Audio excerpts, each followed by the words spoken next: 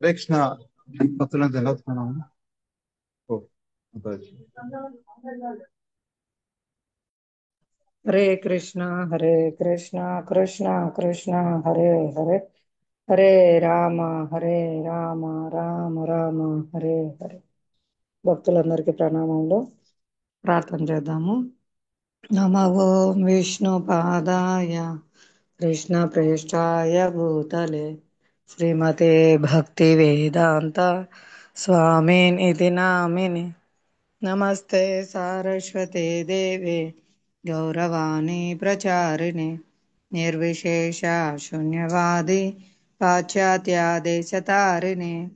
జై శ్రీ కృష్ణ చైతన్య ప్రభు నిత్యానంద శ్రీ అద్వైత గదాధర శ్రీవాసాది గౌరభక్త బృంద. హరే కృష్ణ కృష్ణ కృష్ణ హరే హరే హరే రామ రామ రామ హరే హరే.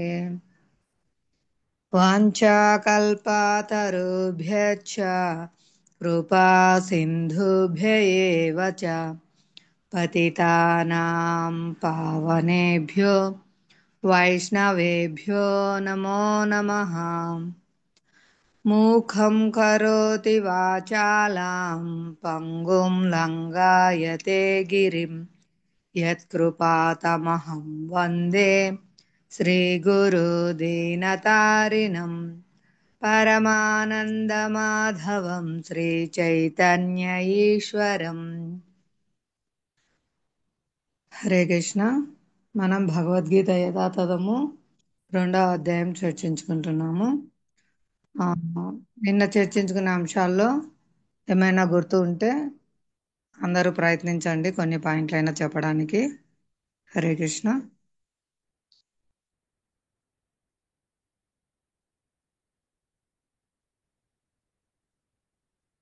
హరే కృష్ణ. జ్యోత్స్న మాతాజీ ప్రయత్నించండి.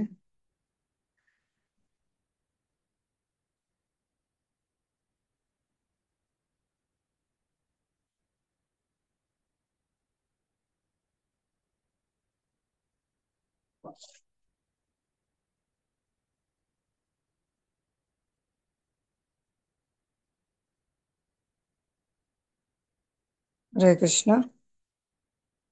నిన్న మనం 18 చర్చించుకున్నాము. నాశనం లేనట్టి అపారమైనట్టి శాశ్వతమైనట్టి అగు జీవాత్మ దేహము తప్పక నశించియే తీరును. దేహము తప్పక నశిస్తుంది, ఆత్మ శాశ్వతం అని ఇక్కడ మళ్ళీ చెప్తున్నారనమాట.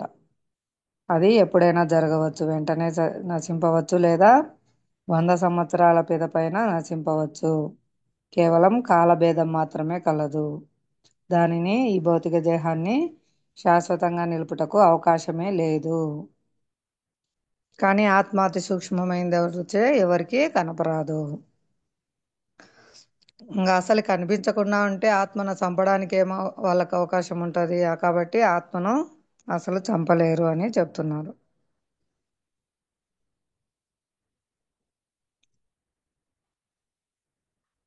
కనుక ఈ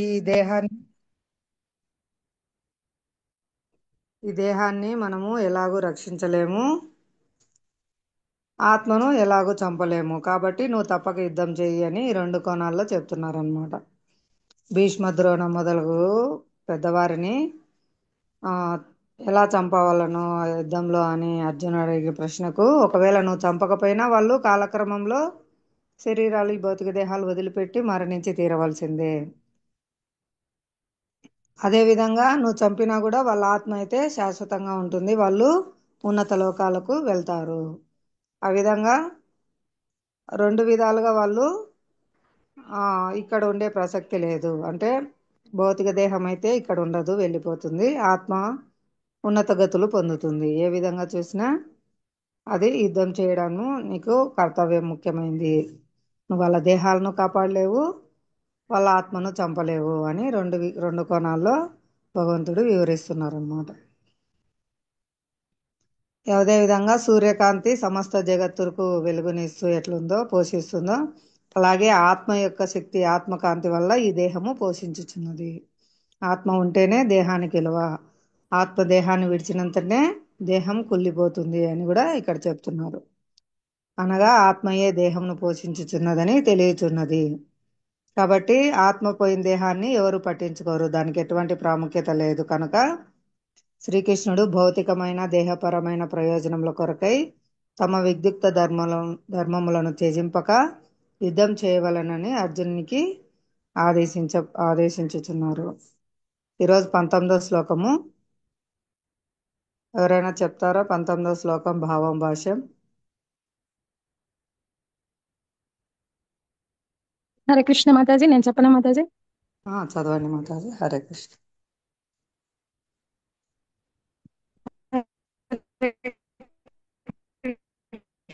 కృష్ణ మాతాజీ.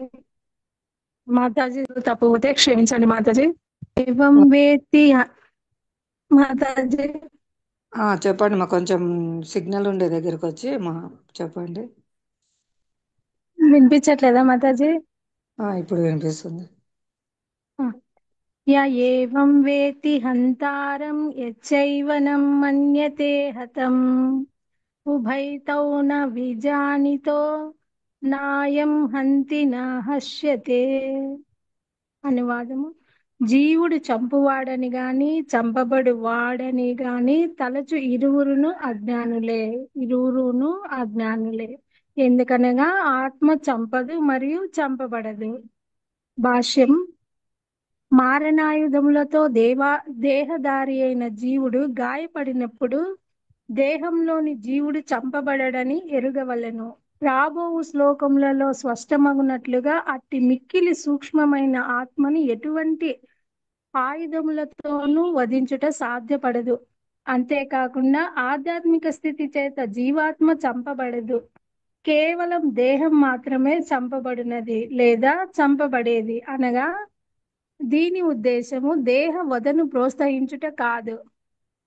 మా హింస సర్వభూతాన్ని, అనగా ఎవరిని హింసించరాదు. అది వేద శాసనము. అట్లే జీవాత్మ చంపబడదనే అవగాహన జంతువధను ఎన్నడూను ప్రోత్సహించదు.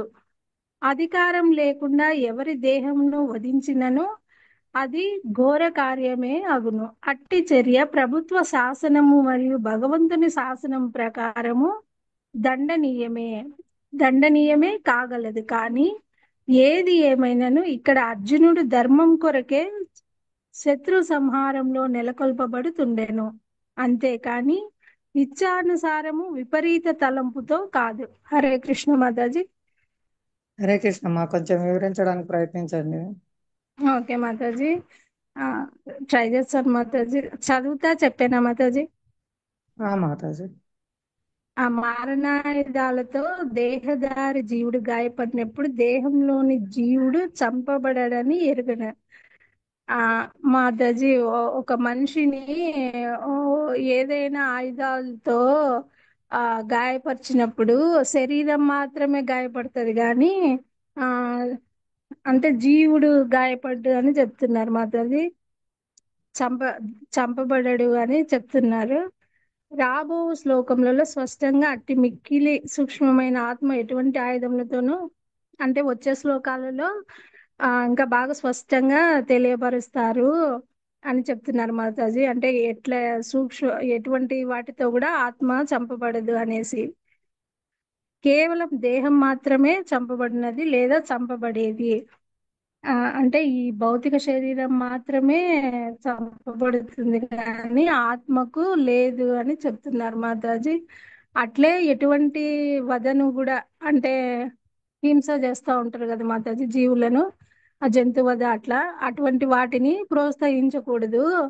ఆ అట్లా చేసినప్పుడు ఎవరి దేహంనైనా అట్లా వధించినచే అది ఘోర కార్యము అవుతుంది. అది భగవంతుని ప్రకారం కావచ్చు లేదా ఆ న్యాయ శాస్త్రం ప్రకారం కూడా అది దండనీయమే అని చెప్తున్నారు మాతాజీ. హరే కృష్ణ.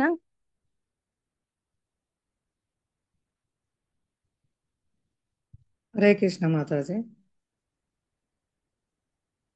హరే కృష్ణ. హరే కృష్ణ మాతాజీ. ధన్యవాదాలు మాతాజీ. మీకు కూడా ధన్యవాదాలు మాతాజీ అవకాశం ఇచ్చినందుకు. హరే కృష్ణ. ప్రభుపాదకు మాతాజీ ధన్యవాదాలు. ప్రభుజీకి. ఇక్కడ ఒకవేళ ఆత్మ చంపబడదు కదా అని మీరు జంతువులను చంపడానికి వీల్లేదు. ఎవరిని కూడా అనవసరంగా హింసించకూడదు. అక్కడ క్షత్రియుడు కాబట్టి ఆయన కర్తవ్యం కాబట్టి అక్కడ యుద్ధం చేయాలి.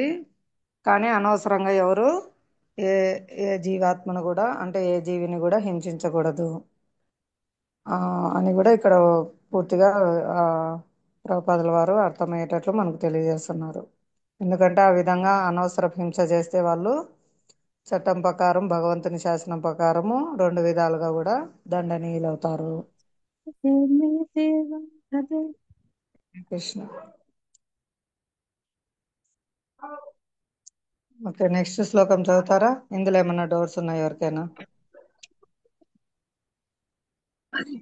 దండవత్ ప్రణామములు మాతాజీ. హరే కృష్ణ. అదే దండవత్ ప్రణామం. చదవాలా మాతాజీ? చదవండి మాతాజీ. 20వ శ్లోకం. న జాయతే మ్రియతే వా కదాచిన్ నాయం భూత్వా భవతా వా న భూయః అజో నిత్యః శాశ్వతోయం పురాణో నా హన్యతే హన్యమానే శరీరే. భావము: ఆత్మకు ఎన్నడూను జననం కాని మరణం కాని లేదు. ఆత్మ జన్మింపబోదు. అది జన్మరహితము, నిత్యము, శాశ్వతము, పురాతనము. దేహము చంపబడినట్టే ఆత్మ చంపబడదు. భాష్యము: పరమాణు అంశ అయినట్టి ఆత్మ భగవానుతో గుణక్యమును కలిగినటువంటిది. దేహం వలె అది ఎట్టి మార్పు నొందదు. కొన్ని మార్లు ఆత్మ స్థిరము లేదా కూటస్థమని పిలువబడును. దేహము 6 విధాలైన మార్పులకు లోబడి ఉండును. అది తల్లి గర్భం నుండి జన్మించును, కొంతకాలం ఉండును, వృద్ధి అగును, ఇతరులను సృష్టించును, క్రమంగా క్షీణించును, చివరికి నశించి శాశ్వతంగా అంతర్ధానం అగును. కాని ఆత్మ ఎన్నడూను అట్టి మార్పులను పొందదు. ఆత్మ జననం పొందదు. కాని ఆత్మ భౌతిక దేహము స్వీకరించుట వలన దేహం జననం పొందుచున్నది. ఆత్మ ఎన్నడూను జననం మరియు మరణం పొందదు. జన్మించిన ప్రతి దానికి మరణం తప్పదు. ఆత్మకు జననం లేదన్న భూత భవిష్యత్ వర్తమానాలు అనునవి దానికి లేవు.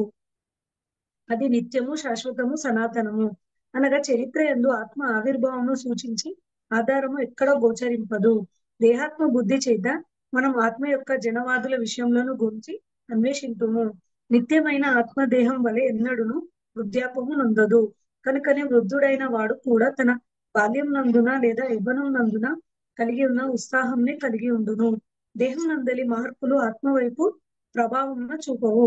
ఆత్మ వృక్షం వలె మరియు ఏ ఇతర భౌతిక వస్తువు వలె గాని క్షీణింపదు. అది ఇతర జన్యంలోను కూడా సృష్టింపదు. దేహము ద్వారా సృష్టింపబడు సంతానము వాస్తవంగా భిన్న జీవాత్మలే. కానీ దేహమును కలిగి ఉన్న కారణంగా వారు ఒక ప్రత్యేక వ్యక్తికి సంతానంగా గోచరింతురు. ఆత్మ ఉనికి చేతనే దేహం వృద్ధి నొందుచున్నది. అయినను ఆత్మయందు మార్పులు లేదా దాని నుండి ఇతర జన్యములు గాని ఉత్పత్తులు కావు. కనుకనే దేహమునకు కలిగేది 6 మార్పులకు ఆత్మ అతీతమై ఉన్నది. హరే కృష్ణ. హరే కృష్ణ మాతాజీ. ఇక్కడ ఆత్మ గురించి చెప్తున్నారు మాతాజీ. ఆత్మకు ఎన్నడూను జననం కాని మరణం కాని లేదు. అంటే ఈ ఆత్మకి పుట్టుట అనేది మరణము లేదంట మాతాజీ. ఆత్మ జన్మింపలేదు, జన్మింపదు, జన్మింపబోదు. అంటే ఆత్మ ఆత్మ అంటే జన్మించలేదు అంట మాతాజీ. జన్మింపదు, జన్మించబోదు. అంటే వర్తమాన భవిష్యత్తు చెప్తున్నారు మాతాజీ. భూత భవిష్యత్ వర్తమాన అంటే జన్మింపదు, జన్మింపబోదు, జన్మింపలేదు, జన్మింపదు, జన్మింపబోదు అని చెప్తున్నారు మాతాజీ. అది జన్మరహితము, నిత్యము, శాశ్వతము, పురాతనము. దేహము చంపబడినట్టే ఆత్మ చంపబడదు. అంటే దేహము చంపబడుతుంది కానీ ఆత్మకు మరణం చంపబడదు అని చెప్తున్నారు మాతాజీ. ఇంకా భాష్యంలో ఏం చెప్తున్నారంటే అనుపరమాణు అంశ అయినట్టి ఆత్మ భగవానుతో గుణక్యంను కలిగినటువంటిది. దేహం వల్ల అది ఎట్టి మార్పు ఉండదు. అంటే ఇది మనం ఆత్మ అనేది భగవంతుడి యొక్క అంశ కాబట్టి, భగవంతుడి యొక్క అంశ కాబట్టి అది అంటే అనుపరమాణు అంటే అది చిన్నగా ఉంటుంది, గుణక్యము కలిగి ఉంటుంది. దేహం వల్ల అది అంటే దేహం లాగా అది మార్పు చెందదు అని చెప్తున్నారు మాతాజీ. కొన్నిసార్లు ఆత్మ స్థిరంగా కూటస్థ అని పిలువబడును అని చెప్తున్నారు. అంటే ఆత్మ ఒక స్థిరంగా కూటస్థంగా పిలువబడును. దేహంలోకి 6 మార్పులు కలుగుతాయంట మాతాజీ. దేహం 6 విధాలైన మార్పులకు లోబడును. అంటే ఈ దేహము వల్ల 6 మార్పులు జరుగును. తల్లి గర్భం నుండి జన్మించును, కొంతకాలం తర్వాత అది వృద్ధి అగును, ఇతరులు సృష్టించును, క్రమంగా క్షీణించును. అంటే ఇప్పుడు దేహంలో అంటే ఇప్పుడు పుడతారు కదా మాతాజీ, దేహం నుండి దేహం గురించి చెప్తున్నారు కాబట్టి తల్లి గర్భం నుండి జన్మించును, కొంతకాలం వృద్ధి అగును, ఇతరులను సృష్టించును, క్రమంగా క్షీణించును అని చెప్తున్నారు మాతాజీ. చివరకు నశించి శాశ్వతంగా అంతర్ధానం అగును. అంటే ఇక చివరికి ఇంకా నశిస్తుందంట మాతాజీ. నశించి ఇంకా అంతర్ధానం అగును అంటే అది ఇంకా మట్టిలో కలిసిపోతుంది కదా మాతాజీ దేహం అనేది. అట్లా చెప్తున్నారు మాతాజీ. ఆత్మ అంటే దేహం అంతర్ధానం అవును, కానీ ఆత్మ ఎన్నడూ అట్టి మార్పులు పొందదు. అంటే దేహము ఇట్లా అంతర్ధానం అవుతుంది కానీ ఆత్మ ఎప్పుడు మార్పు చెందదు. అంటే ఆత్మకి జననం లేదు, భౌతిక దేహం స్వీకరించడం వల్ల దేహము జననం పొందుతున్నది. ఆత్మ ఎన్నడూ అంటే ఈ భౌతిక దేహం తీసుకున్నందుకు ఈ దేహంకి అయితే భౌతికంగా దేహము అంటే దేహం పుడుతుంది, చనిపోతుంది, కానీ ఆత్మకు అలాంటిది జననము మరణము లేదు అని చెప్తున్నారు మాతాజీ. ఇంకా భూత భవిష్యత్తు వర్తమానంలో కూడా ఇది జరగదు అంట. అంటే ఆత్మకి భూత భవిష్యత్ వర్తమానంలో కూడా దానికి అనునవి దానికి లేవు అని చెప్తున్నారు. అంటే ఇది ఆత్మ నిత్యము, శాశ్వతము, సనాతనము అని చెప్తున్నారు. ఇంకా చరిత్ర యొక్క ఆత్మ ఆవిర్భావం సూచించిన ఆధారం అంటే చరిత్రలో కూడా ఈ ఆత్మ గురించి ఆధారాలు కూడా లేవంట మాతాజీ. ఏం గోచరింపదు, దేహాత్మ బుద్ధి చేత మరియు ఆత్మ యొక్క జన్మాదుల విషయాల గురించి అన్వేషింపదు. అంటే ఈ దేహాత్మ బుద్ధి చేత అంటే మనం ఇంకా బుద్ధితోని ఆలోచించాలన్నమాట. ఆత్మకి ఎలాంటి ఈ జననం లేదు అని ఇంకా ఎంత అన్వేషించినా గానీ అది విషయంల గురించి అన్వేషిస్తుము. నిత్యమైన ఆత్మదేహం వల్ల ఎన్నడూ అంటే ఈ ఆత్మకు అనేది వృద్ధాపం కూడా ఉండదంట మాతాజీ. ఆ దేహంకి వృద్ధాపం ఉంటుంది కానీ కనుకనే వృద్ధుడైన వాడు బాల్యం నందున యవ్వనం నందున కలిగిన ఉత్సాహం కలిగి ఉంటుంది. అంటే దేహం బాల్యం ఉంటుంది, యవ్వనం ఉంటుంది, వృద్ధాపం ఉంటుంది. కానీ ఈ ఆత్మ అనేది ఈ ఆత్మ పైన ఏం ప్రభావం చూపించదంట మాతాజీ.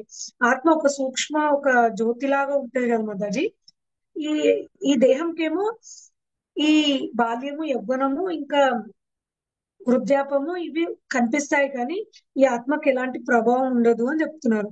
ఆత్మ వృక్షం వలె ఇతర ఏ వస్తువు భౌతిక వస్తువు వలె కానీ క్షీణింపదు. అంటే ఈ ఆత్మకి ఇంకా ఎలాంటి క్షీణించదు అని చెప్తున్నారు. ఇతర జన్యులు సృష్టింపదు. దేహం ద్వారా సృష్టించబడు సంతానము వాస్తవంగా భిన్న జీవాత్మలే. అంటే ఈ దేహం ద్వారానే సృష్టింపబడుతుంది సంతానము, గాని ఈ ఆత్మకి ఎలాంటిది ఏమీ లేదు. వాస్తవంకి భిన్న జీవాత్మలే. భిన్నమైన జీవాత్మలు ఉంటాయి కానీ ఈ ఆత్మకి ఎలాంటి భేదం లేదు అని చెప్తున్నారు మాతాజీ. అంటే ఈ దేహం ద్వారానే సంతానం కలుగుతుంది కానీ ఆత్మకి ఉనికి చేతనే దేహం వృద్ధి చెందును.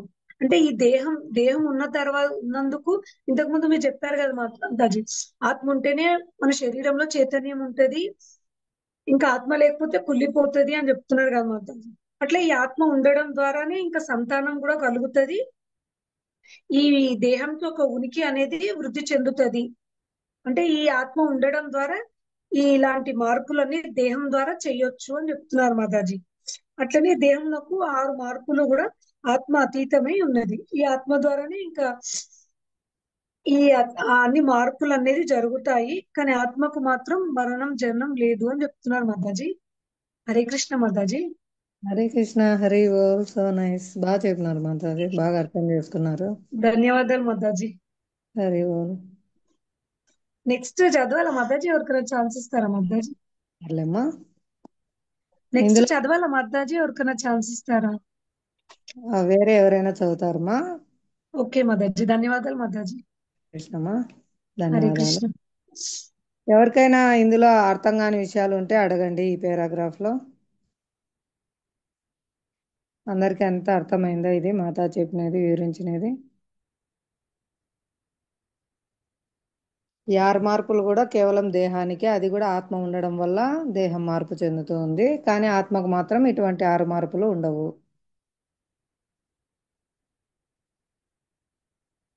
హరే కృష్ణ. నెక్స్ట్ ఎవరైనా చదవండి, మీకేం డౌట్ లేకపోతే.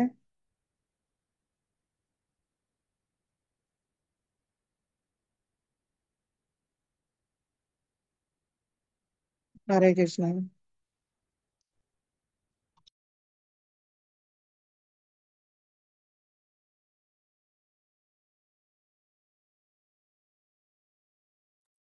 హరే కృష్ణ మాతాజీ. హరే కృష్ణమ్మా.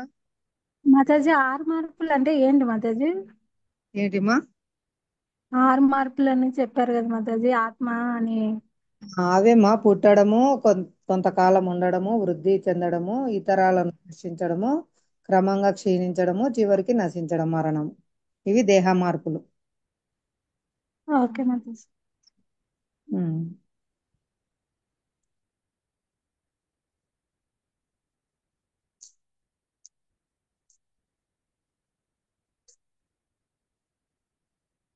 ఇంకా ఎవరైనా చదువుతారా? ప్రయత్నించండి, సేవలో లేకపోతే. అరుంధతి మాతాజీ చదువుతారా మాతాజీ? నాగమణి, సంధ్య మాతాజీ, జ్యోత్స్న మాతాజీ.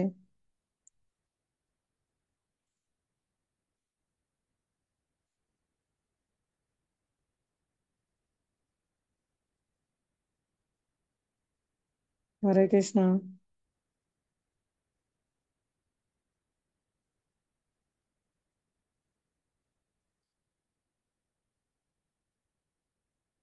హరే కృష్ణ మా నాగమణి మాత చదవండి, అందరు బిజీగా ఉన్నట్టున్నారు.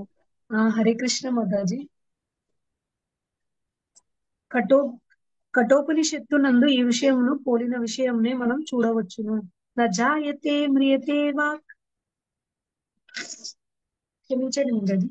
నజాయతే మ్రియతే వా విపచ్చిన్నాయం కుతచ్చిన్న బభూవ కచ్చిత్ అజో నిత్యః శాశ్వతోయం పురాణో న హన్యతే హన్యమానే శరీరే. ఈ శ్లోకం యొక్క భావము ప్రస్తుత గీతా శ్లోకపు భావంతో సమానమైనను దీని అందు విపచ్చిత్ అను పదము ప్రత్యేకంగా ప్రయోగింపబడినది. దానికి విద్వాంసుడు లేదా జ్ఞాని అని అర్థము. ఆత్మ అనునది జ్ఞానపూర్ణము లేదా సదా చైతన్య పూర్ణము. కనుకనే చైతన్యము ఆత్మకు చిహ్నము. ఎవరైనాను హృదయం నందు నెలకొనినట్టి ఆత్మను కనుగొనే లేకపోయినను చైతన్యవంతమైన ఆత్మ ఉనికి చేతనే వారు దానికి గుర్తింపవచ్చును. కొన్ని మార్లు మేఘముల కారణం చేత లేదా ఇతరుల కారణముల చేత ఆకాశంన సూర్యుని మనం చూడలేకపోవచ్చును, కానీ సూర్యకాంతి బట్టి అది పగటి సమయము అని విశ్వసించుదుము. తెల్లవారుజామున కొంత వెలుగు కనిపించినంతనే సూర్యుడు ఆకాశంలో ఉదయించెనని మనం గ్రహింపగలుగుదుము. అట్లే మానవుడైనా లేక జంతువైన దేహములన్నిటి యందు చైతన్యం ఉండుట చేతనే ఆత్మ ఉనికి మనకు తెలియచున్నది. కానీ ఈ జీవ చైతన్యం భగవానుని చైతన్యంగా కొద్దిగా భిన్నమైనది.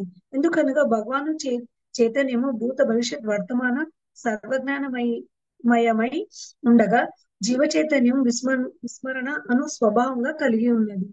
జీవుడు తన నిజ స్థితిని విస్మరించినప్పుడు దానిని పునరుద్ధరించుకొనుటకై శ్రీకృష్ణ భగవానుని ఉత్తమ బోధనాల ద్వారా జ్ఞానమును మరియు వికాసం పొందగలడు. అంతేగాని విస్మరణ స్వభావం కలిగినట్టి జీవాత్మ వంటి వాడు కూడా శ్రీకృష్ణ భగవానుడు లేనిచో అతని భగవద్గీత బోధనాలు నిరుపయోగము అగును. ఇది మొత్తం చదవాలా మాతాజీ? ఇక్కడనే స్టాప్ చేయాలా మాతాజీ? హరే చెప్పండి అమ్మా, కృష్ణ మాతాజీ. జగద్గురు అంటే వివరించండి. ఇప్పుడు ప్రయత్నం చేస్తా మాతాజీ. మీ అంతా రాదు మాతాజీ, నాకు కొంచెం ప్రయత్నం చేస్తా. బాగా చెప్తున్నారు. శ్రీల ప్రభుపాదికి జై. అంటే ఈ శ్లోకం యొక్క భావము ప్రస్తుత గీత శ్లోకం భావంతో సమానమైనను దీని అందు విపచ్చిన్ అనే పదం ప్రత్యేకంగా ప్రయోగింపబడినది. దానికి విద్వాంసుడు లేదా జ్ఞాని అని అర్థం. అంటే ఈ విపచ్చిత్ అనే పదమునకి అర్థం ఏంది అంటే విద్వాంసుడు లేక జ్ఞాని అని అర్థం అంట మాతాజీ. అంటే ఇంకా మన జ్ఞానం ఉంటే కదా మాతాజీ అన్ని తెలుసుకుంటాము. అట్లా ఈ శ్లోకం యొక్క అర్థం అట్లా చెప్తున్నారు మాతాజీ. ఆత్మ అనున్నది జ్ఞానపూర్ణమై లేదా సదా చైతన్య పూర్ణము. అంటే ఈ ఆత్మ అనేది జ్ఞానపూర్ణము లేదా సదా చైతన్య పూర్ణము అని చెప్తున్నారు మాతాజీ. అంటే మనం కనుక చైతన్యం ఆత్మకు చిహ్నము. ఎవరైనా హృదయం నందు నెలకొన్నట్టే ఆత్మను కనుగొని లేకపోయినా చైతన్యవంతమైన ఆత్మ ఉనికి చేతన ద్వారా దాన్ని గుర్తింపవచ్చును. అంటే ఇంతకు ముందు శ్లోకంలో చెప్పారు కదా మాతాజీ, మీరు చెప్పారు కదా మాతాజీ, ఆత్మ ఉంటేనే ఆత్మ జ్ఞానపూర్ణము లేదా చైతన్య పూర్ణము అని చెప్తున్నారు మాతాజీ. అంటే మనం ఆత్మ ఉంటేనే మనం చైతన్యంగా ఉంటాం కదా మాతాజీ. చైతన్యంగా ఉంటేనే అంటే ఇంకా మనం ఆత్మ లేకపోతే మనకి స్పర్శ అనేది ఇంకా ఏముండదు కదా మాతాజీ. అంటే ఆత్మ చైతన్య ఆత్మకు చిహ్నము అని చెప్తున్నారు. ఇంకా ఎవరైనా హృదయం నందు నెలకొన్నట్టే ఆత్మను కనుగొన లేకపోయినా చైతన్యవంతమైన ఆత్మ ఉనికి చేతన ద్వారా దాన్ని గుర్తించవచ్చు. అంటే ఇంకా మనం చైతన్యంగా ఉన్నాము అంటే ఇంకా ఆత్మ ఉంది అని గుర్తించాలంట మాతాజీ. అంటే హృదయం నందు భగవంతుడు ఉంటాడు. అంటే భగవంతుడి యొక్క అంశ కాబట్టి మన హృదయంలో భగవంతుడు ఉంటాడు. ఈ చైతన్య శక్తి ఉంది అంటే ఇంకా మన ఆత్మ ఉంది అంటే వీళ్ళు ఇంకా జీవించే ఉన్నారు అని చైతన్యం అని గుర్తించాలంట మాతాజీ. అంటే ఏ విధంగా అయితే మేఘంలన్నీ ఇప్పుడు ఆకాశంలో మేఘాలన్నీ ఉంటాయి కదా మాతాజీ. మేఘాలు మనం చూడలేకపోతాం.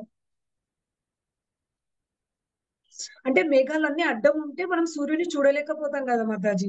అట్లే ఆత్మను కూడా మనం చూడలేము అని చెప్తున్నారు మాతాజీ. అంటే మేఘాలన్నీ అడ్డం ఉంటే సూర్యుని చూడలేకపోతాం. కానీ ఒకవేళ సూర్యుడు ఉన్నాడు అనుకో, సూర్యుడి కాంతిని బట్టి మనం అంటే ఇంకా సూర్యుడు ఉదయిస్తే ఇంకా ఇది ఇప్పుడు ఉదయం అవుతుంది, ఇంకా ఎక్కువ కాంతి కనిపిస్తే మనకి మధ్యాహ్నం అవుతుంది. అంటే సూర్యుడి ద్వారా మనం ఇట్లా కాలాన్ని మనం గుర్తించవచ్చు, సమయాన్ని గుర్తించవచ్చు. కానీ ఒకవేళ మనకు మేఘం అడ్డం ఉంటే మాత్రం సూర్యుడు కనిపించడు కదా అని చెప్తున్నారు మాతాజీ. అట్లా సూర్యుడు ఆకాశం ఉదయించిన మనం ఇంకా సూర్యుడు ఉదయిస్తే మనం ఉదయం అయింది అని ఇట్లా గుర్తిస్తాము కాలము. అట్లనే మానవుడైనా జంతువైనా మనకి ఆత్మ ఉంటేనే మనకు చైతన్యం ఉంటది. ఆ చైతన్యము భగవంతుడి యొక్క సృష్టి. ఆ చైతన్యం వల్లనే కదా భగవంతుడు శక్తి అని చెప్తున్నారు మాతాజీ. అంటే ఇంకా ఈ భగవాన్ చైతన్యము అంటే భగవంతుడి యొక్క చైతన్యము అంటే భూత భవిష్యత్ వర్తమాన సర్వజ్ఞాని అయి ఉండును. ఈ జీవ చైతన్య విస్మరణ అనే స్వభావం కలిగి ఉంది. జీవుడు తన నిజ స్థితిని విస్మరించినప్పుడు దాని అంటే ఇంకా మనం ఈ చైతన్యము ఉంది, మన ఆత్మలో చైతన్యం ఉంది. కానీ మనం భగవంతుని ఎప్పుడైతే గుర్తిస్తామో అది నిజమైన నిజమైన ఉద్ధరణ అని చెప్తున్నారు మాతాజీ. తన స్వభావం కలిగి ఉంది నిజస్థితి విస్మరించినప్పుడు అంటే భగవంతుడి యొక్క బోధనాల ద్వారా మనం ఈ జ్ఞానంని వికసింపజేసుకోవాలి. అంతేగాని మనం అంటే ఇంకా మనం ఆత్మలో భగవంతుడు ఉన్నాడని ఎప్పుడైతే మనం గుర్తిస్తామో అప్పుడు ఈ భగవద్గీత అనేది మనకి అర్థమవుతుంది, భగవద్గీత బోధనాలు అర్థమవుతుంది అని చెప్తున్నారు మాతాజీ. హరే కృష్ణ మాతాజీ. ఇక్కడ నాకు కొంచెం అర్థం కాలే మాతాజీ. హరే కృష్ణమ్మా. ఇదేంటంటే మనం జీవాత్మ మరుపు స్వభావం గలవారు. భగవంతునికి అన్ని గుర్తుంటాయి. భూత భవిష్యత్ వర్తమాన కాలాలు అన్ని సంపూర్ణంగా భగవంతునికి తెలుసు అనమాట, సర్వజ్ఞానమయుడు. కానీ మనము జీవాత్మ లిటిల్ చిన్న అంశ కాబట్టి మనం మర్చిపోతాం. మనకు పూర్వజన్మలు గుర్తుండవు, భూత భవిష్యత్ వర్తమానాల కాలాల గురించి మనకు తెలియదు అనమాట. అది ఎలా తెలుస్తుందంటే కేవలం మన యొక్క నిజస్థితి జీవేర స్వరూపయ కృష్ణేర నిశ్చయదాస, మనం భగవంతుని దాసులము, భగవత్ సేవ కొరకు ఉద్దేశింపబడిన వారమని భగవంతుని యొక్క బోధన ద్వారా మనము ఈ జ్ఞానాన్ని, ఈ యొక్క అవగాహనను పొందగలుగుతాము. కానీ భగవంతుడికి మాత్రం పూర్ణం అన్నమాట. భగవంతుడికి ఇటువంటి విస్మరణ స్వభావం లేదు. ఆయన ఈ భౌతిక జగత్తుకు వచ్చినప్పటికీ సచ్చిదానంద విగ్రహుడే, అన్నీ తెలిసి ఉంటాయి ఆయనకు. పోయిన జన్మల్లోటి అన్ని కూడా అర్జునునికి చెప్తారు కదా, అప్పుడు సూర్య భగవాన్ బోధించేటప్పుడు నువ్వు ఉన్నావు కానీ నీకు గుర్తు లేదు, నాకు గుర్తున్నాయి అని చెప్తారు. అదే విధంగా ఇది చెప్తున్నారు. ఇంకా ఆత్మ ఉండేది చైతన్యం ద్వారా తెలుస్తుంది. దేహము కదులుతూ ఉంటే, దేహంలో శ్వాస ఆడుతూ ఉంటే అక్కడ ఆత్మ ఉందని. అదే విధంగా దానికి ఉదాహరణగా సూర్యుడు వచ్చినాడంటే మేఘాలతో మనకు కనిపించకపోయినా వెలుగు అనేది వస్తుంది కాబట్టి ఆ వెలుగును బట్టించి సూర్యుడు వచ్చినాడు, ఉదయం తెల్లవారిందని మనం అర్థం చేసుకుంటాం. అలాగే ఆత్మ ఉంది అనేది ఎలా అర్థం చేసుకుంటామంటే దేహంలో కదలిక ఉండడము, శ్వాస ఆడడము, వీటి ద్వారా ఇంకా ఆత్మ ఉంది దేహంలో అనేది మనం అర్థం చేసుకుంటామని చెప్తున్నారు. నెక్స్ట్ చదవండి, వివరించండి ఆ పంక్తి. ధన్యవాదాలు మాతాజీ. హరే కృష్ణ. హరే కృష్ణ. కొంచెం చదివి చెప్పండి మా.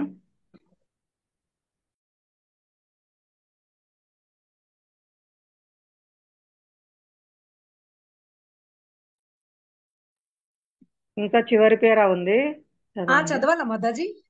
ఆ, ఓకే మాతాజీ. అను పరమాణు ఆత్మ, ఆత్మ మరియు పరమాత్మ విభు ఆత్మ అని రెండు రకములైన ఆత్మలు కలవు. ఈ విషయమున కఠోపనిషత్తు నందు ఈ విధంగా నిర్ధారింపబడినది. అనోరణీయాన్ మహతో మహియాన్ ఆత్మస్య జంతోర్నిహితో గుహ్యయాం తమక్రతుః పశ్యతి వీత శోక ధాతుః ప్రసాదాన్మా హి మానమాత్మానః. జీవాత్మ మరియు పరమాత్మ ఇరువురును దేహం అనేది ఒకే వృక్షముపై జీవుని హృదయం నందు నిలిచి ఉన్నవి. భౌతిక వాంఛల నుండి, శోకం నుండి విముక్తుడైనట్టి వాడు పరమ పురుషుని కృపచే పరమాత్మని మహిమలను ఎరగగలుగును. రాబోయే అధ్యాయములందు తెలుపబడినట్లు శ్రీకృష్ణ భగవానుడు పరమాత్మకు కూడా మూల కారణుడు. ఇక్కడ అర్జునుడు తన యథార్థ స్వభావమును విస్మరించిన అను ఆత్మయై ఉన్నాడు కనుక అతడు శ్రీకృష్ణుడి నుండి లేదా అతని ప్రతినిధి అయిన ఆధ్యాత్మిక ఆచార్యుల నుండి ఆత్మ వికాసము పొందవలసిన అవసరం ఉన్నది. హరే కృష్ణ మాతాజీ. హరే కృష్ణ. చెప్పండి మా. ప్రయత్నం చేస్తాం మాతాజీ. హరే కృష్ణ. అంటే ఇక్కడ అనుపరమాణువు అనేవి ఆత్మ, అను ఆత్మ మరియు పరమాత్మ విభు ఆత్మ అని ఈ ఆత్మలు రెండు రకాలు ఉన్నాయంట మాతాజీ. అవి అను ఆత్మ, విభు ఆత్మ అని కఠోపనిషత్తులో ఈ విధంగా నిర్ధారించబడింది అని చెప్తున్నారు మాతాజీ. జీవాత్మ మరియు పరమాత్మ ఇరువును దేహం అనేది ఒకే వృక్షంపై జీవుని హృదయం నందు నిలిచి ఉన్నారు. అంటే ఇప్పుడు ఒక దేహం ఉంటది కదా మాతాజీ, దేహంలో మన జీవాత్మ పరమాత్మ ఈ ఇరువురు ఒకే వృక్షం నందు ఉంటారు, ఒకే జీవుని హృదయం నందు నిలిచి ఉన్నారు. అంటే ఇప్పుడు పరమాత్మ అంటే భగవంతుడు, జీవాత్మ అంటే మనము. అంటే ఈ జీవుని యందు ఇవి నిలిచి ఉంటాయి అని చెప్తున్నారు మాతాజీ. భౌతిక వాంఛ నుండి, శోకం నుండి విముక్తుడైనటి వాడు పరమ పురుషుని కృపచే పరమాత్మని మహిమలు ఎరగగలుగును. అంటే ఈ భౌతిక వాంఛల నుండి మనం ఎప్పుడైతే శోకం నుండి విముక్తుడు, అంటే ఈ భౌతిక వాంఛలు ఎప్పుడైతే మనం వదిలేస్తామో అప్పుడు పరమ పురుషుని భగవంతుని మనం గుర్తించి భగవంతుడి యొక్క మహిమలను ఎరుగుతాము అని చెప్తున్నారు మాతాజీ. ఇంకా రాబోయే అధ్యాయంలో ఇంకా తెలుపబడినట్లుగా శ్రీకృష్ణ భగవానుడు పరమాత్మ కూడా మూల కారణముడు. అంటే ఈ భగవానుడు పరమాత్మ కూడా మూల కారణము అని చెప్తున్నారు మాతాజీ. ఇక్కడ అర్జునుడు తన యథార్థ స్వభావంను విస్మరించిన అను ఆత్మయ్య ఉన్నాడు. అంటే ఇప్పుడు అర్జునుడు తన క్షత్రియుడని అంటే యుద్ధానికి పూనుకోలేడు కదా మాతాజీ. అంటే ఇంకా తాతలు ఉన్నారు, గురువులు ఉన్నారు అనేసి ఆయన యథార్థ స్వభావం విస్మరించిన, అంటే ఆయన యొక్క స్వభావం విస్మరించిండు. అలాంటి ఆత్మని అను ఆత్మ అంటారంట మాతాజీ. కనుకనే అతడు శ్రీకృష్ణుడి లేదా అతని ప్రతినిధి అయిన ఆధ్యాత్మిక ఆచార్య నుండి, అంటే ఇంకా భగవంతుడు ఆయనకి ప్రతినిధి అయిన అంటే ఆధ్యాత్మిక ఆచార్యులాగా ఉండి ఆయన అంతా బోధించింది కదా మాతాజీ అర్జునుడికి. ఆత్మ వికాసము అంటే అర్జునుడి యొక్క వికాసించడానికి నొందవలసిన అవసరం ఉన్నది అని చెప్తున్నారు మాతాజీ. హరే కృష్ణ. హరే కృష్ణ మాతాజీ, ధన్యవాదాలు. ధన్యవాదాలు మాతాజీ. ఇంత ధన్యవాదాలు సమయం మాతాజీ. ఇచ్చినందుకు చాలా ధన్యవాదాలు మాతాజీ. ప్రభుజీకి మాతాజీ, మధురేష్ ప్రభుజీ వారికి పాదపద్మకి ప్రణామాలు. మనకందరికీ అవకాశం ఇచ్చారు. ఇక్కడ ఒక దేహంలో జీవాత్మ ఉంటుంది మరియు సాక్షిగా అనుమతి ఇచ్చేవారుగా పరమాత్మ ఇద్దరు ఉంటారు. జీవాత్మ వచ్చేసి అణు ఆత్మ, పరమాత్మ విభు ఆత్మ. అంటే సమస్త జీవుల హృదయాల్లో పరమాత్మగా ఉంటారు. ఆయన స్వయం భగవాన్ యొక్క ప్రతినిధి, భగవాన్ విస్తరణ. పరమాత్మ కూడా భగవంతుడే మూల కారణం. ఎలాగైతే బ్రహ్మజ్యోతికి భగవంతుని యొక్క దేహ తేజస్సు అయిన బ్రహ్మజ్యోతికి భగవానే కారణం. భగవాన్ నుంచే బ్రహ్మజ్యోతి అనేది వెలువడుతుంది, భగవంతుని యొక్క దేహ తేజస్సు. అలాగే పరమాత్మ కూడా భగవంతుని యొక్క ప్రతినిధి, అంటే భగవంతుని అన్నమాట. పరమాత్మ కూడా మూల కారణము భగవంతుడు. కాబట్టి ఇద్దరు భగవంతుని యొక్క విస్తరణ అయినటువంటి పరమాత్మ, జీవాత్మ ఈ దేహంలోని హృదయంలో ఇద్దరు ఉంటారన్నమాట. ఒకరు చెప్తారు కదా మనకు ముండకోపనిషత్తులో వస్తుంది, ఒకరు ఫలాలు ఆరగిస్తూ ఉంటారంటే ఆ జీవాత్మ చేసుకున్న కర్మ యొక్క ఫలితాలను అనుభవిస్తూ ఉంటారు, సుఖము దుఃఖము ఇవన్నీ. కానీ భగవంతుడు నా వైపు చూస్తారా అని, ఎప్పుడు నా దగ్గరకు వస్తారా అని అక్కడే హృదయంలో పరమాత్మ మన కోసం వెయిట్ చేస్తూ ఉంటారు, మనం చూస్తూ ఉంటారు, మనం చేసే కర్మలకు అనుమతి ఇస్తూ ఉంటారు, సాక్షిగా కూడా ఉంటారు.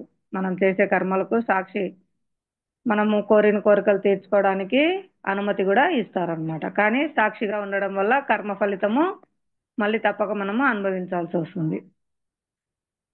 ఎవరైతే భగవత్ శరణాగతి పొందుతారో వాళ్ళకి ఆ కర్మ ఫలితము బూడిదవుతుంది. వాళ్ళు ఎంతో పెద్ద కష్టాలు అనుభవించాల్సినవి తొలగిపోయి వాళ్ళ శరణాగతిని బట్టించి పూర్తిగా తొలగిపోవచ్చు, లేదా కొంచెం మాత్రమైనా కూడా అనుభవించడానికి ఇంకా మిగిలి ఉండొచ్చు. ఇక్కడ అర్జునుడు భగవత్ చెప్పినట్టు నడుచుకోవడే తన మూల స్వభావాన్ని మర్చిపోయినారు. జీవేర స్వరూపహయ కృష్ణేర నిత్యదాస. అప్పుడు మనం ఏమైతాము, భగవద్దాసులం అనేది మర్చిపోతే మాయకు దాసులయ్యి ఏదో ఒక దానికి సేవ చేస్తుంటాం. సేవ చేయడం అయితే మన స్థితి. కానీ ఇంటికో, కుటుంబ సభ్యులకో, కారుకో, కుక్కకో, దేనికో దానికి సేవ చేస్తూ ఉంటారు. అది మన స్థితి ఇది. భగవత్ సేవ చేయడం అనేది ఎలా తెలుస్తుందంటే స్వయం శ్రీకృష్ణ భగవాన్ బోధన నుండి లేదా భగవంతుని యొక్క ప్రతినిధి అయిన ఆధ్యాత్మికాచార్యుడి నుండి మనము ఈ దివ్య జ్ఞానాన్ని, ఆత్మ వికాసాన్ని పొంది దాన్ని ఆచరించవలసిన అవసరం ఉంది అని చెప్తున్నారు. ఎలా తెలుస్తుంది? కేవలం మనకు గురుకృష్ణ దయ వల్ల మాత్రమే మన స్థితి ఏమిటి, మనం భగవద్దాసులము, భగవత్ సేవ కొరకు మాత్రమే ఉద్దేశింపబడిన వారము. సేవ అనేది జీవుని స్థితి, ఖచ్చితంగా అతను సేవ చేయవలసిందే. కానీ భగవత్ సేవ చేయడం అతని యొక్క నిజ స్థితి. అది మర్చిపోయి ఏం చేస్తున్నాము, ఇక్కడ భౌతికంగా మాయకు సేవ చేస్తూ ఏదో ఒక దానికి సేవ చేస్తూ ఉంటారనమాట. దేశ సేవ అని, లేదా కుటుంబ సేవ, లేదా ఏమి లేకపోతే కుక్కనైనా తెచ్చుకొని దానికి సేవ చేస్తూ ఉంటారనమాట. కాబట్టి ఇక్కడ మర్చిపోయే స్వభావం జీవాత్మకు ఉంది. కాబట్టి అతని గుర్తు చేయడానికి భగవంతుని యొక్క బోధనలు, శాస్త్రము, ఆధ్యాత్మికాచార్యుని నుంచి విని తెలుసుకొని ఆచరించాలి అని మనకి ఇక్కడ ఈ శ్లోకం ద్వారా తెలియజేస్తున్నారు. హరే కృష్ణ. ఏమైనా ఇందులో డౌట్స్ ఉంటే ఎవరికైనా అడగండి. నిన్న కూడా చర్చించుకున్నాము, మనకెందుకు మరుపు అనేది ఉంది, పోయిన జన్మలు ఎందుకు గుర్తులేవు, దానికి నిన్నంతా క్లారిటీగా మనం చర్చించుకున్నాము. ఎవరైనా ఈ అంశాల గురించి ఇంకా డౌట్లు ఉన్నా, మీకు అర్థమైందైనా సరే చెప్పండి, వివరించండి మీరు అర్థం చేసుకునే పరిధిలో.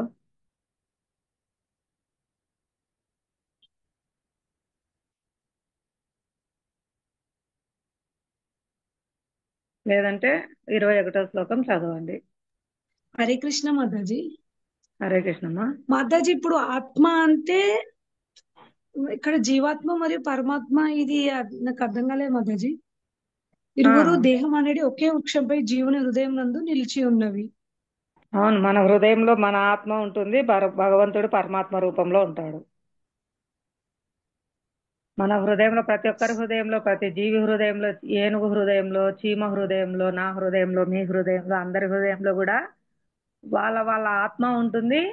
ప్లస్ ప్రతి ఒక్క జీవాత్మ హృదయంలో పరమాత్మ కూడా ఉంటారు, ఇద్దరు ఉంటారు.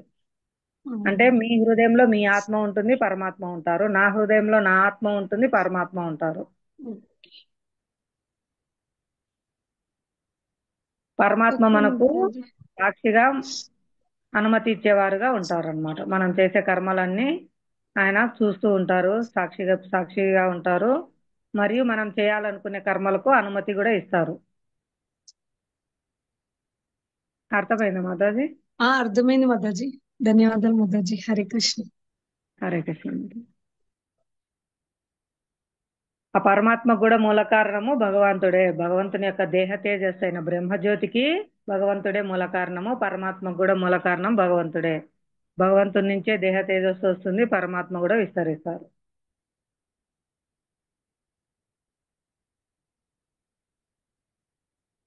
ఇప్పుడు అణుఆత్మ కాబట్టి మర్చిపోతున్నాము. ఈ మర్చిపోయిన మన నిజ స్థితిని మనకు స్వయం భగవానుడు వచ్చి తన లీలల ద్వారా తెలియజేస్తారు. నా సేవలో నిలవండి అని. అలాగే శాస్త్రాలను ఇస్తారు. అలాగే ఆధ్యాత్మికాచార్యులను, తన ప్రతినిధులైనటువంటి గురువులను పంపిస్తారు. వారి నుంచి మనము ఈ ఆత్మ వికాసం పొందాల్సిన అవసరం ఉంది అని ఇక్కడ తెలియజేస్తున్నారు.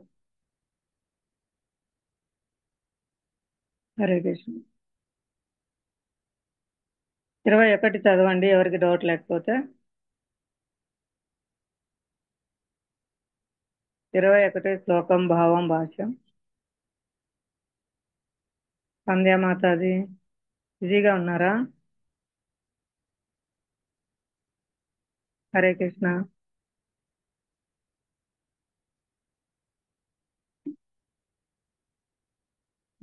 జ్యోత్స్నా మాతాజీ. హరే కృష్ణ మాతాయి, ప్రణామాలు. నేను గుడిలో సేవలో ఉన్నాను మాతాయి. హరే కృష్ణ. ప్రణామాలు. మంచిది మాతాజీ. హరి బోల్. అరుంధతి మాతాజీ.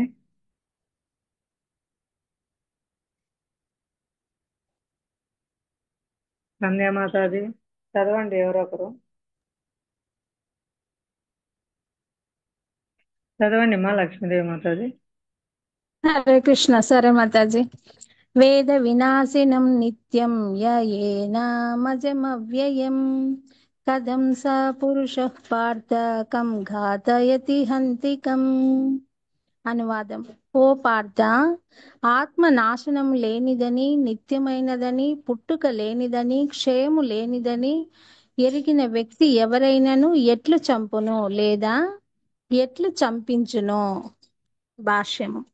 నిజమునకు ప్రతి వస్తువు ఒక ప్రయోజనమును కలిగి ఉండును. పరిపూర్ణ జ్ఞానంలో నెలకొనిన మానవుడు సరి అయిన ప్రయోజనం కొరకై ఏ వస్తువును ఎక్కడ ఎట్లు వినియోగించవలనో ఎరుగును. అట్లే హింసకు కూడా దాని ప్రయోజనము ఉండును, కానీ దానిని ఏ విధముగా ఉపయోగించవలనను విషయమును వివేకవంతుడు ఎరుగును. హంతకునికి ఉరిశిక్షను విధించినను న్యాయమూర్తి నిందనీయుడు కాడు. ఎందుకనగా అతడు ఇతర వ్యక్తి పట్ల హింసను న్యాయశాస్త్ర సూత్రములను అనుసరించియే ఆదేశిస్తుండెను. హత్య చేసిన వానికి మరణదండనను విధించవలెనని, దానితో అతడు చేసిన ఘోర పాపమునకు మరుసటి జన్మలో దుఃఖమును అనుభవించనవసరము ఉండదని మానవ ధర్మశాస్త్రమైన మన సంహిత సమర్థించును. కనుక హత్య చేసిన వ్యక్తికి ప్రభుత్వ దండన నిజమునకు లాభకరమే అగును. అట్లే శ్రీకృష్ణుడు యుద్ధము చేయుమని ఆజ్ఞాపించినప్పుడు అట్టి హింస పరమ ధర్మము కొరకేనని నిర్ధారించుకోవలెను. అట్లు అర్జునుడు శ్రీకృష్ణుని కొరకు చేసే యుద్ధంలో సంభవించు హింస నిజమునకు ఏ మాత్రము హింస కాదని ఎరిగి అతడి అట్టి ఆదేశములను అనుసరించవలెను. ఎందుకనగా ఏ విధముగాను వ్యక్తి అనగా ఆత్మ నిజమునకు చంపబడదు. కనుకనే న్యాయ పరిపాలన కొరకు అట్టి హింస అనబడేది ఆమోదించబడును. శస్త్రచికిత్స రోగిని బాగు చేయుటకే గాని చంపుటకు ఉద్దేశించబడినది కాదు. కనుకనే శ్రీకృష్ణుని ఆదేశానుసారము అర్జునుడు చేయబోవు యుద్ధము పరిపూర్ణ జ్ఞానంతో కూడుకున్నట్టిది కనుక అందులో పాప ఫలములకు ఏమాత్రము అవకాశము ఉండదు. హరే కృష్ణ మాతాజీ. హరే కృష్ణమ్మా, చెప్పండి మా కొంచెం. నేను బాగా చెప్పలేనేమో మాతాజీ, కానీ మీరు ఉన్నారని ధైర్యంతో చెప్పేస్తాను మాతాజీ. హరే కృష్ణ. హరే కృష్ణ. మాతాజీ, ఆత్మకు నాశనం లేదు, నిత్యమైనది, పుట్టుక లేనిది, క్షయము అంటే తరగడమే కదా మాతాజీ. అవునమ్మా. క్షయము లేనిదని ఎవరైనాను ఎట్లా ఎరిగిన వ్యక్తి ఎవరైనా ఎట్లా చంపును లేదా ఎట్లా చంపించును అని చెప్తున్నారు మాతాజీ. నిజమునకు ప్రతి వస్తువు కూడా ఏదో ఒక ప్రయోజనాన్ని కలిగి ఉంటదంట మాతాజీ. పరిపూర్ణ జ్ఞానంలో నెలకొనిన మానవుడు సరైన ప్రయోజనం కొరకు ఏ వస్తువును అంటే ఆ జ్ఞానాన్ని తెలుసుకున్న మానవుడు అంటే ఏ వస్తువు దాన్ని ఏ ప్రయోజనం కొరకు ఉపయోగించాలా అనేది అతనికి తెలిసి ఉంటదంట మాతాజీ. అట్లే హింసకు కూడా దాని ప్రయోజనం ఉండను, కానీ దానిని ఏ విధంగా వినియోగించవలే విషయం వివేకవంతుడు. అంటే మాతాజీ, ఇప్పుడు న్యాయమూర్తి ఒక హంతకునికి ఉరిశిక్ష వేస్తే అది తప్పు కాదు, కానీ అది ఎందుకు తప్పు కాదు అంటే ఆ న్యాయమూర్తి ఆ న్యాయశాస్త్రాలను అనుసరించే అతనికి శిక్ష వేస్తాడు అని చెప్తున్నారు మాతాజీ. అట్లే కృష్ణ భగవానుడు కూడా చెప్తున్నాడు కదా, యుద్ధం చేయమని ఆజ్ఞాపించినప్పుడు అది ధర్మం కొరకే అని ఆయన చెప్తాడు కదా, కాబట్టి నువ్వు యుద్ధం చెయ్యి అని చెప్తున్నాడు మాతాజీ. హరే కృష్ణ. మీరు చెప్పండి మాతాజీ. హరే బోల్, సో నైస్. అదేమ్మా మీరు చెప్పినట్లే న్యాయమూర్తి ఆ నేరస్తుని శిక్షించినంత మాత్రాన అది తప్పు కాదు. ఎందుకంటే అది న్యాయశాస్త్రాలకు అనుగుణంగా అతడు ఆ తీర్పు చెప్పినాడు. అది హింస కాదు, అది సమర్థనీయం. ఎందువల్ల దానివల్ల అతను మళ్ళీ జన్మలో పాపానికి శిక్ష అనుభవించకుండా ఇప్పుడే ఈ జన్మలోని శిక్ష అనుభవించి అది పూర్తి చేసుకుంటాడు అనమాట. అంటే అతను చేసిన తప్పుకు ఇప్పుడే శిక్ష అనుభవించి మళ్ళీ జన్మలో ఆ తప్పుకు మళ్ళీ శిక్షలు అనుభవించకుండా ఈ జన్మలోనే పూర్తి చేసుకుంటాడు. కాబట్టి అతనికి అది మేలు చేసినట్లే అవుతుంది అనమాట. కాబట్టి అది అక్కడ హింస కాదు. న్యాయమూర్తికి అతనిపై ఏం పగలేదు, అతను శాస్త్రానుసారంగానే అతనికి శిక్ష విధిస్తున్నారు. అదే విధంగా డాక్టర్ ఉన్నారు, ఆయన కత్తి తీసుకొని ఆపరేషన్ చేస్తారు. అది మన మేలు కోసమే కదా. ఎవరైనా ఇప్పుడు న్యాయమూర్తి శిక్ష వేసినా గానీ డాక్టర్ ఆపరేషన్ చేసినా గానీ అది హింస కాదు. కత్తి ఎందుకు ఉపయోగిస్తున్నారు, ఏ పర్పస్ మీద ఉపయోగిస్తున్నారు, మనల్ని బాగు చేయడానికి అక్కడ ఉపయోగిస్తున్నారు. కాబట్టి అది హింస కాదు, హింస సమర్థనీయమే అక్కడ. అదే కత్తి ఒక నేరస్తుడు తీసుకొని ఎవరినైనా హత్య చేస్తే అది దండనీయము, అది హింస అవుతుంది అనమాట. కాబట్టి ఇక్కడ ధర్మశాస్త్రానుసారం చేసేది అతని మేలు వాళ్ళ ఎదుటి వాళ్ళ ప్రయోజనం కొరకే, కాబట్టి అది హింస కాదు అని చెప్తున్నారనమాట. అదే ఇప్పుడు మనం ఉదాహరణకు చూడొచ్చు, మిలిటరీలో అందరికీ ఆయుధాలు ఇస్తారు, అక్కడ యుద్ధం చేయమని చెప్తారు. అక్కడ వాళ్ళు ఆయుధాలు ఉపయోగించి ఎదుటి వాళ్ళని చంపితే వాళ్ళకు బిరుదులు ఇస్తారనమాట. పరమవీర చక్ర అట్లా అలాంటి అవార్డులు కూడా ఇస్తారనమాట వాళ్ళకి. అదే మిలిటరీ మ్యాను అక్కడి నుంచి యుద్ధ భూమి నుంచి వచ్చి జనజీవనంలో ఇంటికి వచ్చి హాలిడేస్ లో ఉన్నప్పుడు ఇంటి పక్కన గొడవ జరుగుతుంటే ఆ తుపాకీ ఉపయోగించి కాల్చినాడంటే అప్పుడు ఏం చేస్తారు, అదే ప్రభుత్వం అతన్ని అరెస్ట్ చేసి జైల్లో వేస్తుంది. ఒక చోట చంపితేనేమో అవార్డు ఇస్తుంది, ఇంకో చోట చంపితేనేమో అరెస్ట్ చేసి శిక్ష వేస్తుంది. కారణం ఏమిటి, ఎందువల్ల అట్లా చేస్తుంది ఇప్పుడు గవర్నమెంట్? చెప్పండి.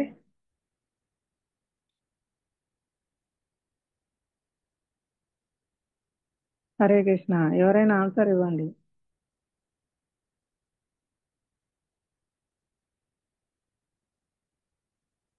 లక్ష్మీదేవి మాతాజీ అర్థమైందా? ఆ మిలిటరీ మ్యాన్ కు యుద్ధంలో అందరినీ చంపినప్పుడు అతనికి అవార్డు ఇస్తున్నారు. ఇంటి దగ్గర పక్క గొడవ జరిగినప్పుడు ఒక వ్యక్తిని చంపితే అరెస్ట్ చేసి జైల్లో వేస్తున్నారు. ఎందువలన? హరే ఆయన కృష్ణ ఉ- మాతాజీ. మాతాజీ మాతాజీ చెప్పండి. చెప్పండి మీరే.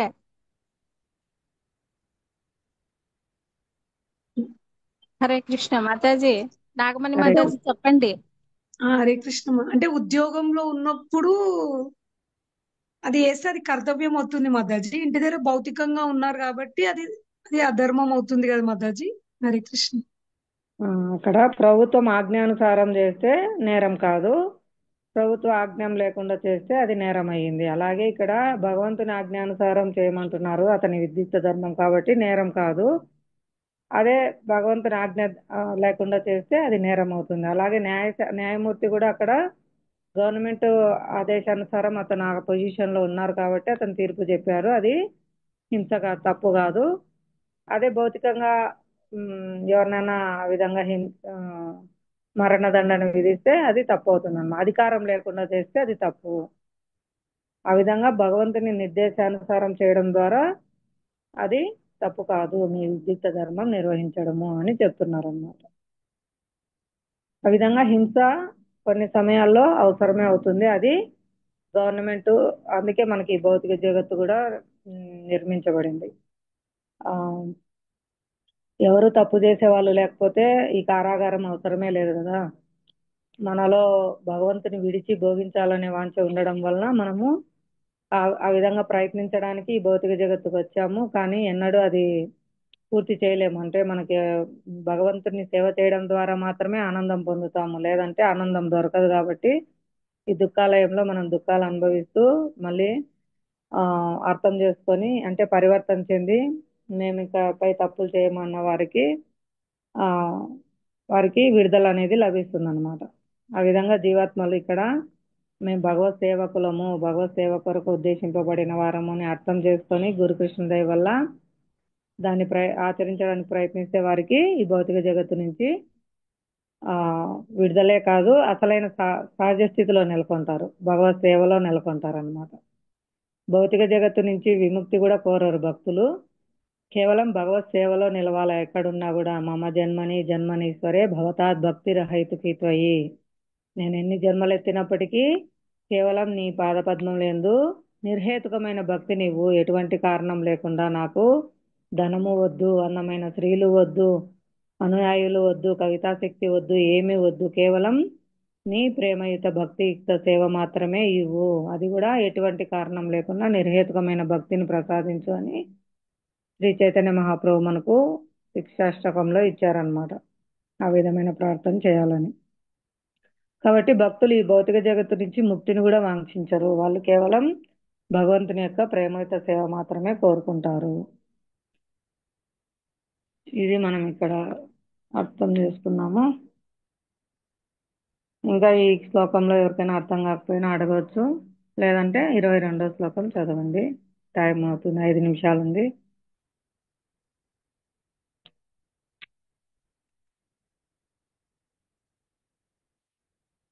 22 చదవండి మా మాతాజీ. సంధ్యా మాతాజీ, అరుంధతి మాతాజీ బిజీగా ఉన్నారా? మైక్ అన్మ్యూట్ చేసుకోలేదు. హరే కృష్ణ.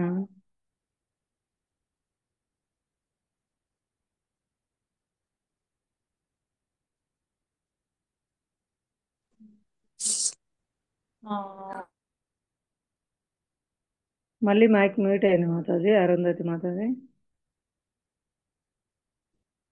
నా దగ్గర బుక్ లేదు మాతాజీ, బుక్ ఉంది కానీ ఇప్పుడు సేవలలో ఉన్నాను మాతాజీ నేను.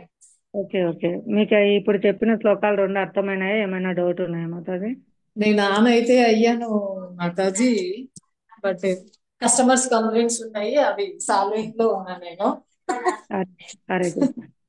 సరే అర్థమైంది, మాతాజీ. ఓకే మాతాజీ. అర్థమైంది. ఆత్మ ఆత్మ చంపబడదు, ఆత్మకి అదే ఇట్స్ అంటే పర్మనెంట్ గానే ఉండిపోతుంది కాబట్టి హింస అనేది కూడా యాక్సెప్ట్ చేయము అనేది భాషలో చెప్పారు. అర్థమైంది మాతాజీ అది. కాకపోతే మంచిది. నాకు ఎక్స్ప్లెయిన్ చేయడానికి కొంచెం ఏంటంటే దీని నుంచి బయటికి ఓకే రావడానికి కొంచెం టైం పడతామండి. ఓకే ఓకే మాతాజీ. హరే కృష్ణ. ధన్యవాదాలు. హరే కృష్ణ. ఓకే, ఇంకా 22వ శ్లోకం చదువుదాము. వాషాంసి జీర్ణాని యథా విహాయ నవాని గృహ్ణాతి నరోపరాని తదా శరీరాని విహాయ జీర్ణ అన్యాని సంయాతి నవాని దేహి. శ్రీల ప్రభుపాద వారికి జై. మానవుడు జీర్ణవస్త్రములను విడిచి నూతన వస్త్రములు ధరించున్నట్లు ఆత్మ జీర్ణమైన దేహములను విడిచి నూతన దేహములను గ్రహించుచున్నది. భాష్యము: ఆత్మ దేహములను మార్చుననేటి విషయము అంగీకరింపబడిన సత్యము. మన ఆత్మ అనేక దేహాలను మార్చుతూ ఉంటుందని.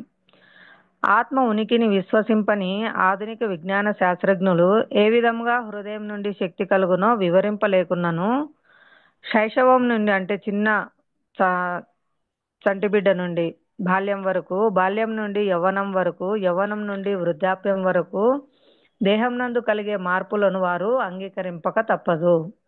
వృద్ధాప్యం నుండి మరి ఒక దేహంనకు మార్పు అన్నది కూడా ఈ విధంగానే జరుగుతుంది. ఎలాగైతే చిన్నపిల్లాడు బాల్యంలోకి అడుగు పెడతాడు, బాల్యం నుంచి యవ్వనానికి అడుగు పెడతారు, యవ్వనం నుంచి ముసలి వయసుకు మార్పు చెందినట్లే ముసలి వయసు శరీరాన్ని వదిలిపెట్టి కొత్త దేహాన్ని కూడా అలాగే పొందుతారు అనేది చెప్తున్నారు. ఇది మనకు కనిపిస్తుంది. ఆత్మ ఈ దేహాన్ని విడిచి ఇంకొక దేహానికి వెళ్ళినది మనకు కనిపించదు. అది తేడా అన్నమాట, అంతే.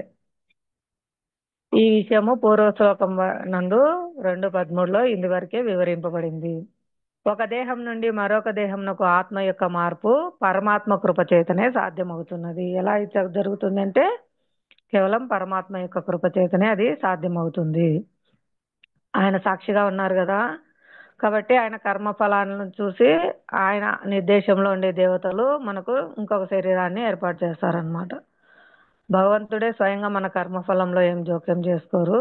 వాటిని అన్ని శాఖలు నిర్వహించడానికి ఆయన యొక్క ప్రతినిధులుగా అనేక జీవాత్మలు దేవతా శరీరాల్లో వాళ్ళ యొక్క సేవలు చేస్తూ ఉంటారు ఈ సృష్టి క్రమం జరగడానికి. ఆ విధంగా ఒక మిత్రుని కోరికను మరొక మిత్రుడు తీర్చున్నట్లు ఆత్మ యొక్క కోరికను పరమాత్ముడు తీర్చును. మన ఫ్రెండ్స్ ఉన్నారు, మనం ఏదైనా కోరిక కోరితే వాళ్ళు ఎలా తీరుస్తారో అలా మన శాశ్వత మిత్రుడైనటువంటి భగవంతుడు ఆ జీవాత్మ కోరికలను అనుసరించి వాళ్ళకు కొత్త దేహాలు ఇస్తారు. మనకు చాలా వివరాలు చెప్పారు కదా. ఇప్పుడు స్త్రీ దేహంలో ఉన్న ఆత్మ పురుషుణ్ణి తలుస్తూ పురుషుణ్ణి కోరుకుంటే పురుష దేహం పొందాల్సి వస్తుంది.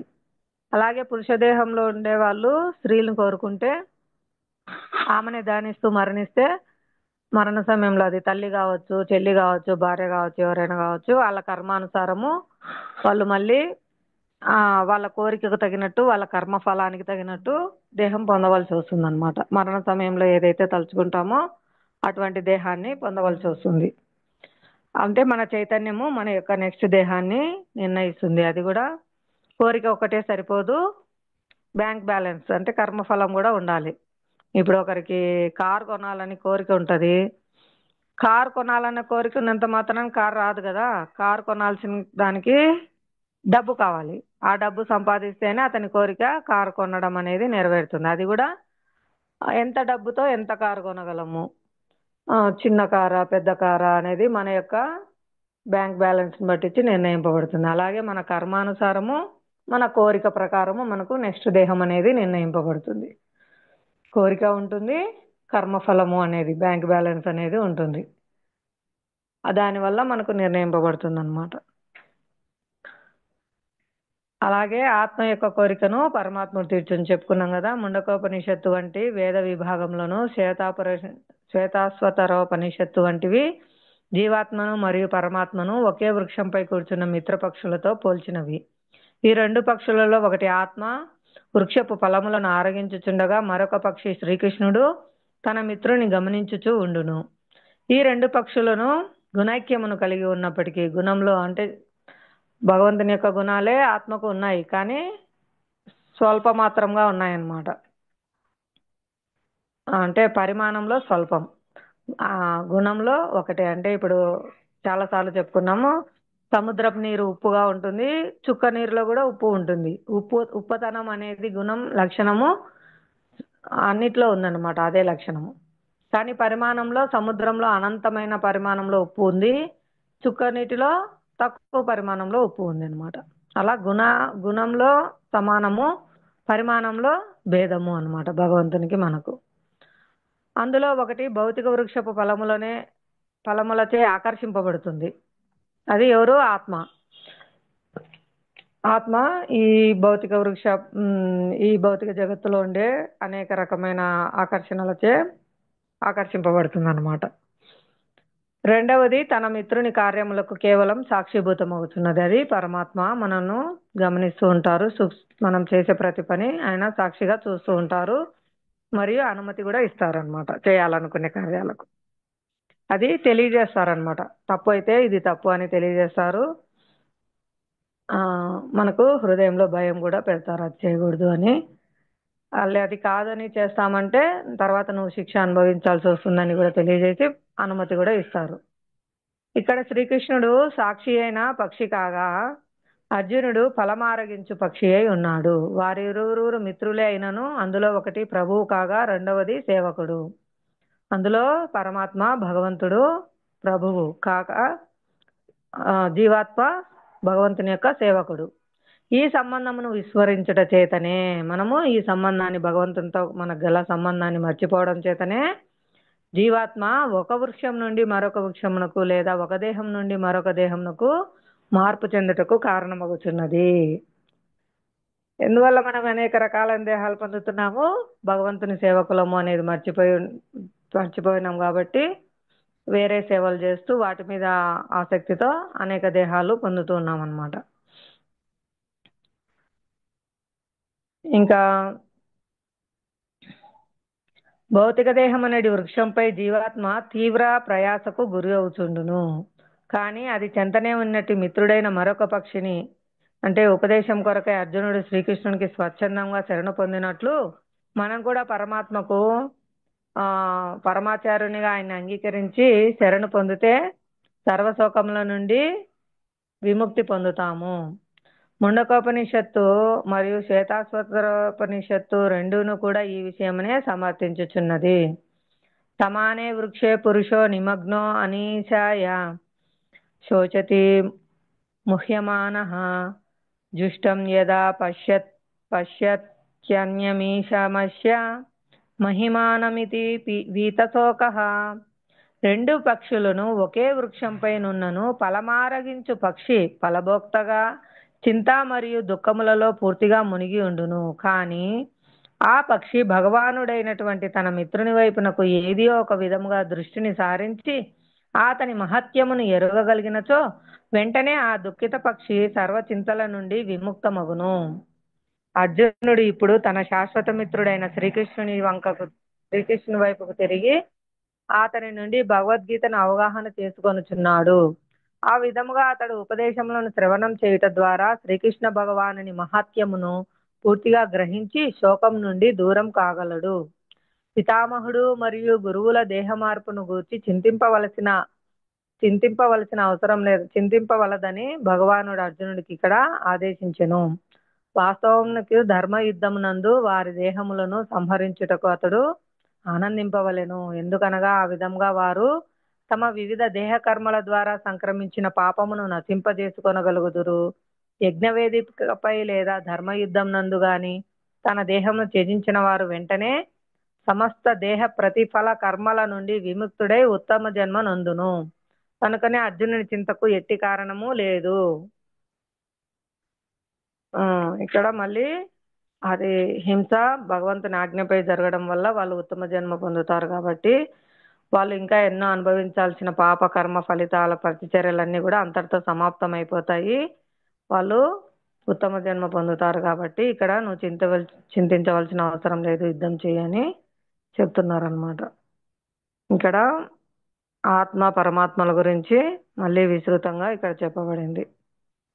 ఆత్మ వచ్చేసి ఫలభోక్తగా ఫలాలను ఆరగిస్తూ సుఖ దుఃఖాల్లో పూర్తిగా మునిగి ఉంటుంది. కానీ భగవంతుడైన పరమాత్మ ఈ జీవాత్మ ఎప్పుడు నా వైపు వస్తారా అని ఎదురు చూస్తూ మనకు అనుగ్రహిస్తూ ఉంటారు, ఏదో ఒక అవకాశం ఇస్తూ ఉంటారు. ఆ విధంగా మనము భగవత్ లీలలు ఆచార్యుల ద్వారా శాస్త్రం ద్వారా తెలుసుకొని భగవంతుని మహత్యం తెలుసుకొని భగవత్ సేవలో నెలకొంటే పూర్తిగా ఆ దుఃఖాల నుంచి బయటపడతాము, సర్వచింతల నుంచి విముక్తుడవుతారు అని చెప్తున్నారు ఇక్కడ. ఎవరికైనా ఈ శ్లోకంలో అర్థం కానిది ఉన్నా, మీకు అర్థమైనదైనా చెప్పండి. 22వ శ్లోకం ఇప్పుడు చదువుకున్న 3 శ్లోకాల్లో కూడా టైం అయింది. మీకు కావాల్సిన వివరం ఏదైనా అవసరం ఉంటే అడగండి, చెప్తాను. హరే కృష్ణ. నాగమణి మాతాజీ అర్థమైందా మాతాజీ? లక్ష్మీదేవి మాతాజీ చాలా బాగా అర్థమైంది మాతాజీ. హరే కృష్ణ. శ్రీల ప్రభుపాదకి అర్థమైంది జై. మాతాజీ. ధన్యవాదాలు మాతాజీ. శ్రీల ప్రభుపాదకి జై. హరే కృష్ణ. చాలా చక్కగా అట్టిపండు వచ్చి నోట్లో పెట్టినట్టు నాలాంటి అజ్ఞానికి కూడా అర్థమయ్యేటట్లు ప్రభుపాద వారు దయ చూపించారు మాతాజీ.